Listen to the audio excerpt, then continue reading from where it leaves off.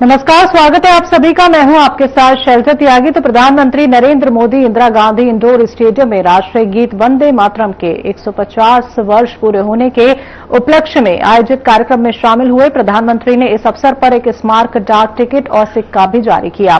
तो ये कार्यक्रम 7 नवंबर 2025 से 7 नवंबर 2026 तक चलने वाले एक साल के राष्ट्रव्यापी स्मरणोत्सव का औपचारिक शुभारंभ है। इस दौरान प्रधानमंत्री नरेंद्र मोदी ने कहा कि वंदे मातरम ये एक शब्द, एक मंत्र, एक ऊर्जा, एक स्वप्न, एक संकल्प है। वंदे मातरम ये एक शब्द मां भारती की साधना है, मां भारती की आराधना है। वंदे मातरम ये एक शब्द हमें इतिहास में ले जाता है। वंदे मातरम ये एक शब्द, एक मंत्र है, एक ऊर्जा है, एक स्वप्न है, एक संकल्प है। वंदे मातरम ये एक शब्द मां भारती की साधना है, मां भारती की आराधना है। वंदे मातरम ये एक शब्द हमें इतिहास में ले जाता है। ये हमारे आत्मविश्वास को, हमारे वर्तमान को आत्मविश्वास से भर देता है और हमारे भविष्य को ये नया हौसला देता है कि ऐसा कोई संकल्प नहीं, ऐसा कोई संकल्प नहीं जिसकी सिद्धि न हो सके, ऐसा कोई लक्ष्य नहीं जो हम भारतवासी पा न सके।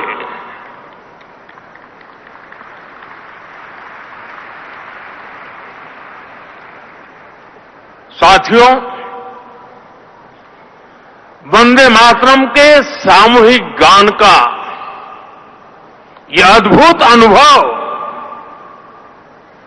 ये वाकई अभिव्यक्ति से परे है। इतनी सारी आवाजों में एक लय, एक स्वर, एक भाव, एक जैसा रोमांच, एक जैसा प्रवाह, ऐसा तारतम्य, ऐसी तरंग, इस ऊर्जा ने हृदय को स्पंदित कर दिया है।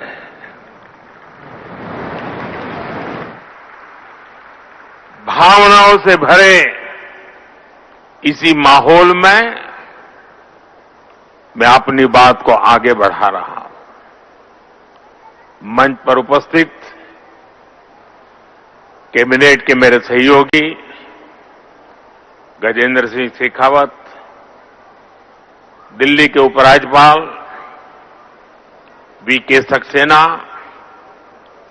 मुख्यमंत्री रेखा गुप्ता जी,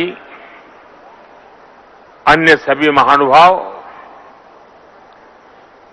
भाई और बहनों, आज हमारे साथ देश के सभी कोने से लाखों लोग जुड़े हुए हैं। मैं उनको भी मेरी तरफ से वंदे मातरम से शुभकामनाएं देता हूं। आज 7 नवंबर का दिन बहुत ऐतिहासिक है। आज हम वंदे मातरम के 150वें वर्ष का महाउत्सव मना रहे हैं। ये पुण्य अवसर हमें नई प्रेरणा देगा, कोटि कोटि देशवासियों को नई ऊर्जा से भर देगा।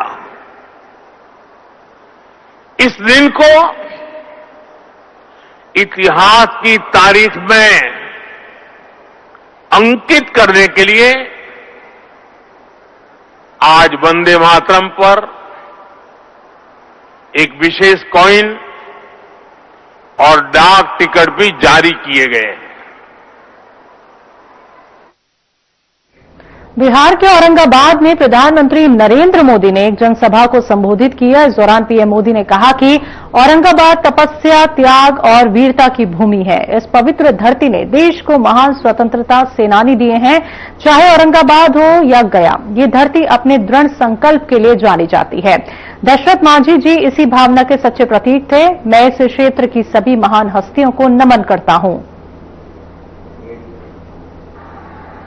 उंगेश्वरी माता एवं देवकुंड के ई वैभवशाली भूमि पर अपने सबके अभिनंदन करित है।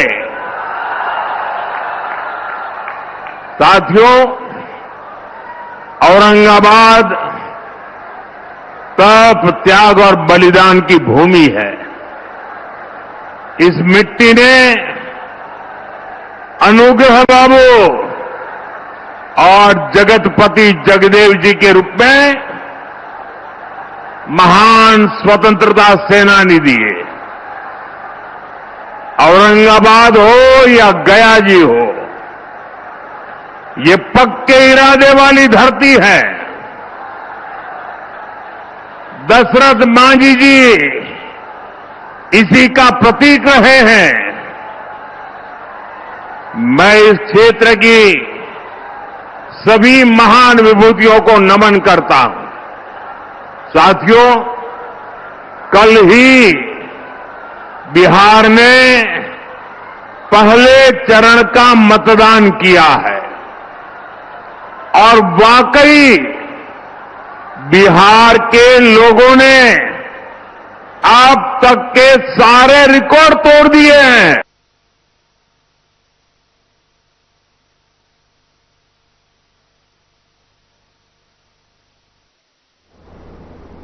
मुख्यमंत्री योगी आदित्यनाथ राष्ट्रीय गीत वंदे मातरम के 150 वर्ष पूरे होने के उपलक्ष्य में आयोजित कार्यक्रम में शामिल हुए, जहां उन्होंने कहा कि जब 1905 में विदेशी हुकूमत ने बंग भंग के माध्यम से भारत की भुजाओं को काटने का फैसला किया, तब भी इस गीत ने सभी भारतीयों को एकजुट होकर इसका विरोध करने के लिए प्रेरित किया।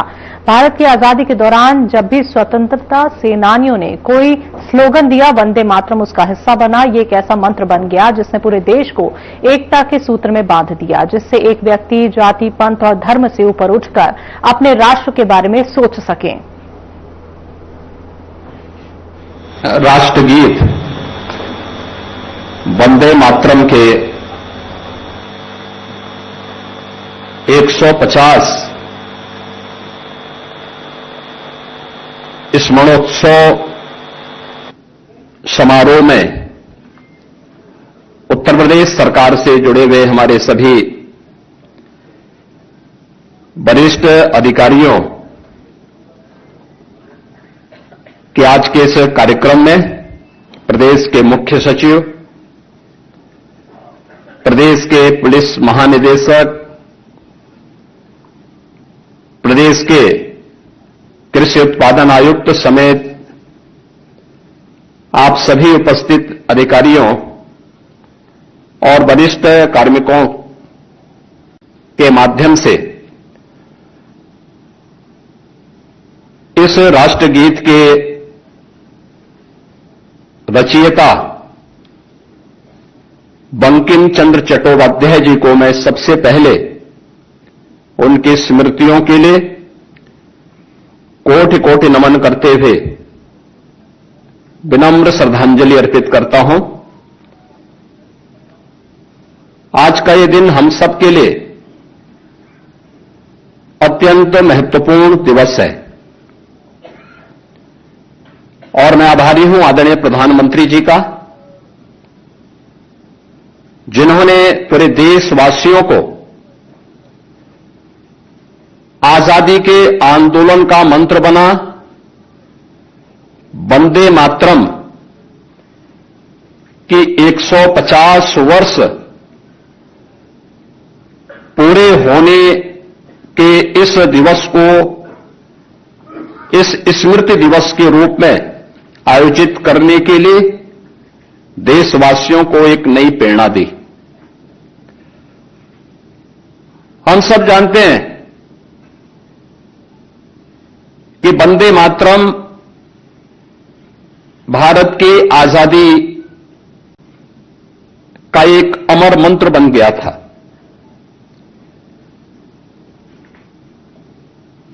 उस दौरान विदेशी हुकूमत के द्वारा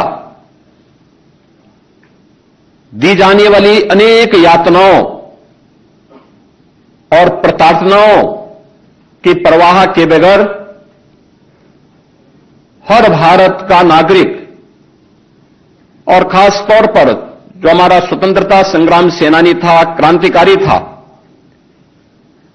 वह वंदे मातरम के इस गीत के साथ गांव-गांव में, नगर-नगर में प्रभात फेरी के माध्यम से भारत की सामूहिक चेतना के जागरण के इस अभियान के साथ जुड़ चुका था। सैकड़ों वर्षों से दबी हुई वे भावनाएं जो स्वयं आत्मबोध के भाव से मंत्रमुग्ध होकर के केवल गुलामी की उन बेड़ियों के बारे में भले ही अंतःकरण से पीड़ा झेल रहा हो, लेकिन स्वयं अपने सुख चैन के लिए वह देश को गुलामी की इन बेड़ियों के साथ जकड़े रहने के लिए सामूहिक चेतना का जागरण करने में विफल होता हुआ दिखाई दे रहा था।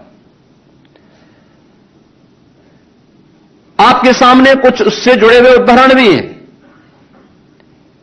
आपने देखा होगा, अगर आप 100 वर्ष पूर्व जब देश के अंदर आई महामारी के दौरान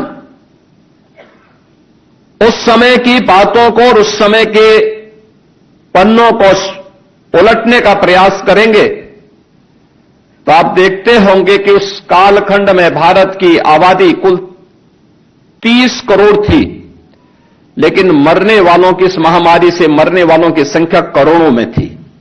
गांव के गांव साफ हो गए थे। स्वतंत्र भारत है, कोविड जैसी महामारी जो दुनिया की अब तक की सबसे बड़ी महामारी के रूप में जिसका संक्रमण पूरी दुनिया ने झेला है, इस महामारी के दौरान आपने देखा होगा कैसा शासन, कैसा प्रशासन अपनी जान की परवाह के बगैर अल्प वेतन भोगी कर्म कार्मिक भी प्रत्येक के मन में एक ही भाव था कि हमें हर हाल में इस बीमारी को नियंत्रित करना है, बीमारी के समाधान का रास्ता निकालना है, क्योंकि उस प्रकार की एक नेतृत्व जो भारत और भारतीयता के बारे में, अपने नागरिकों के बारे में एक संवेदनशील तरीके से सोच सकता हो, उस प्रकार के भावनाओं से उत्प्रोत हो, उसका परिणाम भी हम सबके सामने आया था। 1875 में रचा गया यह गीत कैसे देश के अंदर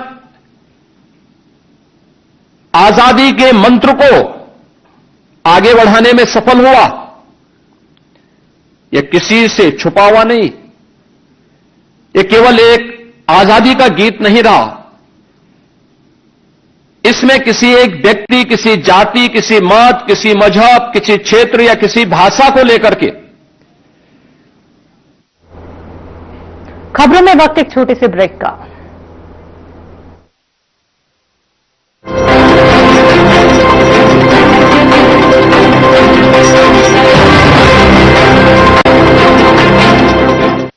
लोग सेहत बनाने के लिए क्या क्या नहीं करते, जिम जाते हैं, कसरत करते हैं, काजू बादाम प्रोटीन के डिब्बे तक घोल घोल कर पीते हैं, फिर भी उनकी सेहत नहीं बनती, क्योंकि उनका पाचन तंत्र खराब है। और जब तक के पाचन तंत्र दुरुस्त नहीं होगा, वो जितना मर्जी अच्छे से अच्छा खा ले, उनकी सेहत नहीं बन सकती। इसलिए हमारी संस्था सन्यासी आयुर्वेदा ने एक ऐसी दवा का निर्माण किया है जो कि आपके लिवर को, आपके पाचन तंत्र को दुरुस्त करने का काम करती है, ताकि आप जो भी खाएं उसका पूरे का पूरा निचोड़ आपके शरीर को लगे, आपकी भूख बढ़े, खाया पिया सही से लगे, नया खून बने, हड्डियों में जान आए, वजन बढ़े और आप मोटे तगड़े खूबसूरत पर्सनैलिटी के मालिक बन जाए। सिर्फ 655 रुपए की पूरे एक महीने की दवा होती है और आप इसे घर बैठे 01145454545 पर फोन करके दवा मंगवा सकते हैं। क्या रंग खिला, क्या रूप सजा, मैं ही नहीं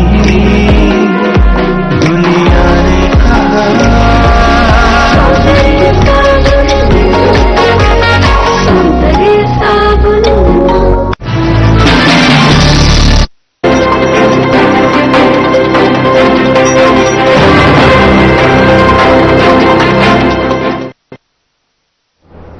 ब्रेक के बाद एक बार फिर से आप सभी का स्वागत है। बात करते हैं अगली खबर की। बिहार के रक्सौल विधानसभा क्षेत्र में जनसभा का आयोजन किया गया, जिसमें मुख्यमंत्री योगी आदित्यनाथ शामिल हुए।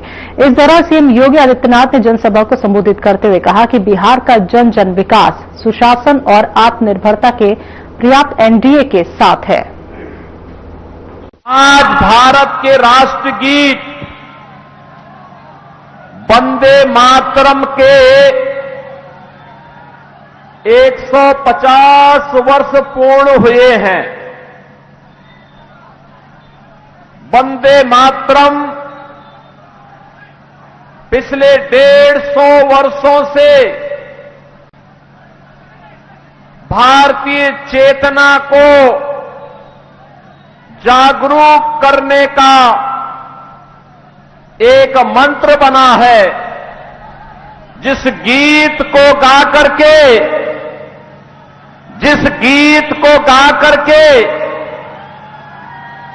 भारत का नौजवान ब्रिटिश हुकूमत की चूनों को हिलाते हुए भारत को स्वाधीन करने में सफल हुआ। ऐसे वंदे मातरम के अमर रचयिता बंकिम चंद्र चट्टोपाध्याय की स्मृति को नमन करते हुए आप सभी बिहार वासियों को मैं हृदय से बधाई देता हूं। बहनों और भाइयों, कल बिहार के अंदर बिहार को नए और समृद्ध बिहार बनाने के लिए प्रधानमंत्री मोदी जी के मार्गदर्शन और नीतीश बाबू के नेतृत्व में एनडीए के द्वारा लड़े जा रहे चुनाव में पहले चरण का मतदान हुआ है। 121 विधानसभा क्षेत्रों में चुनाव हुए और रुझान बताता है कि माताओं और बहनों ने झांक करके भारतीय जनता पार्टी और एनडीए के प्रत्याशियों के पक्ष में मतदान किया।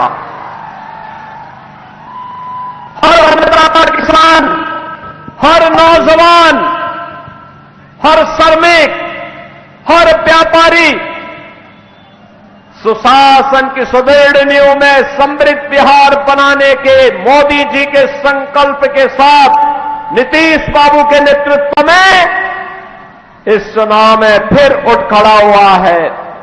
और इस अवसर पर मैं आप सबसे यही अपील करने के लिए आया हूं कि रक्सौल और नरकटिया के मतदाताओं को भी चाहिए कि हमें फिर से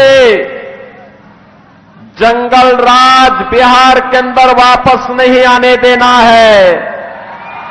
बिहार के अंदर जंगल राज नहीं आने देना है।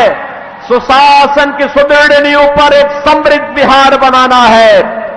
और ये समृद्ध बिहार तभी बनेगा जब मोदी जी का मार्गदर्शन हो और नीतीश बाबू का नेतृत्व हो। बहनों और भाइयों, बिहार का अपना गौरवशाली इतिहास है। मैंने कहा ना, ज्ञान की समृद्धि में तपा हुआ बिहार। भगवान बुद्ध को भी ज्ञान प्रदान किया था इस पावन धरा ने। इस पावन धरा ने भगवान बुद्ध को भी ज्ञान प्रदान किया था। ये वही धरती है बिहार की, जहां पर 24वें तीर्थंकर भगवान महावीर का जन्म हुआ। बिहार की वही धरती है जिसने भारत को पहला राष्ट्रपति डॉक्टर राजेंद्र प्रसाद जी के रूप में दिया। और जब कांग्रेस ने भारत के लोकतंत्र का गला घोंटने का काम किया था, तब बिहार का नौजवान उठ खड़ा हुआ था। उसने तब जयप्रकाश नारायण जी के नेतृत्व में अंगड़ाई ली और कांग्रेस को खाड़ फेंका। जेपी के नेतृत्व में यह बिहार उठ खड़ा हुआ था। जेपी की जन्मभूमि भी बिहार। सामाजिक न्याय के पुरोधा कर्पूरी ठाकुर इसी बिहार में जन्मे थे और भोजपुरी और मैथिली के गीतों को छठ के गीत के माध्यम से वैश्विक पहचान दिलाने वाली शारदा सिन्हा भी इसी बिहार में जन्मी थी।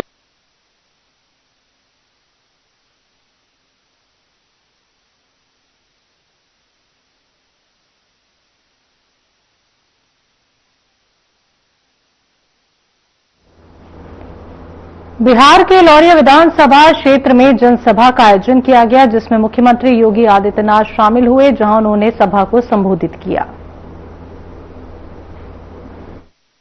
वाल्मीकि की परंपरा से जुड़ी हुई इस पावन धरा को, जिसे अनेक ऋषि मुनियों ने, महापुरुषों ने अपनी साधना से, अपनी सिद्धि से पवित्र किया है, ऐसी पावन धरा को कोटि कोटि नमन करते हुए आप सबका मैं हृदय से स्वागत करता हूं, अभिनंदन करता हूं। बहनों और भाइयों, आज एक पवित्र दिन है। भारत का राष्ट्रगीत वंदे मातरम के 150 वर्ष पूर्ण हुए हैं। 1875 में बंकिम चंद्र चट्टोपाध्याय ने भारत की स्वाधीनता के लिए भारत के नौजवानों के मन में भारत की आध्यात्मिक, सांस्कृतिक और राजनीतिक चेतना को एक नई स्तर देने के लिए जिस अमर कीर्ति की रचना की थी, उसका ये अमर गीत बन गया वंदे मातरम, जिसको गाते गाते भारत का नौजवान फांसी के फंदे पर झूल जाता था, लेकिन भारत की स्वाधीनता के मंत्र से कभी भी भटका नहीं। आज उस गीत। चलिए अब आपको सीधे लिए चलते हैं बिहार के ढाका में, जहां पहुंचे हैं सीएम योगी आदित्यनाथ और जनता को संबोधित कर रहे हैं। बिहार के अंदर इंजीनियरिंग कॉलेजेस हैं, बिहार के अंदर मेडिकल कॉलेजेस हैं, बिहार के अंदर आज वह सब कुछ है जो बिहार को एक नई पहचान दिला रहा है। बहनों और भाइयों, बिहार के विकास की यात्रा को आगे बढ़ाने के लिए, एक स्वर्णिम बिहार बनाने के लिए फिर से एनडीए की सरकार आवश्यक है। और सरकार के लिए आवश्यक है कि मोदी जी के नेतृत्व में जैसे भारत के अंदर विरासत का सम्मान हुआ है, विरासत को आगे बढ़ाने का कार्य हुआ है। याद करिए, यूपी के अंदर डबल इंजन की भाजपा की सरकार है और परिणाम है अयोध्या में राम मंदिर का भव्य मंदिर का निर्माण हो गया है।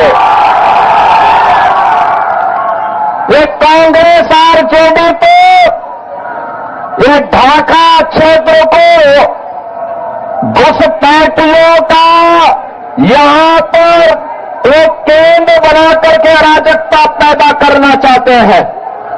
बहनों और भाइयों, हमें इस क्षेत्र में अराजकता पैदा नहीं करने होने देनी है। बिहार की सुरक्षा में सेंध नहीं लगाने देनी है। अयोध्या में राम मंदिर के निर्माण के दौरान बिहार का जब राम भक्त जाता था, कार सेवक जाता था, कांग्रेस की सरकार कहती थी न्यायालय में कि राम तो हुआ ही नहीं। आरजेडी राम मंदिर की रथ यात्रा को रोकता था। इनका पार्टनर समाजवादी पार्टी उत्तर प्रदेश के अंदर राम भक्तों पर गोली चलाती थी, लेकिन जब मोदी जी के नेतृत्व में उत्तर प्रदेश के अंदर एनडीए की सरकार बनी तो बहनों और भाइयों, अब अयोध्या में राम मंदिर है। कांग्रेस के समय में हम बोलते थे कि रामलला हम आएंगे मंदिर वहीं, रामलला हम आएंगे मंदिर वहीं, लाठी गोली खाएंगे मंदिर वहीं, और आखिर राम मंदिर का निर्माण हो गया ना। ये बीजेपी और एनडीए ही कर सकती है। अगर हमने ये मंदिर का निर्माण किया है, याद करना, मंदिर का निर्माण किया है अयोध्या में, तो सीतामढ़ी में माता जानकी का भी भव्य मंदिर के निर्माण का कार्य आगे। खबरों में फिलहाल इतना ही। मुझे दीजिए इजाजत। नमस्कार।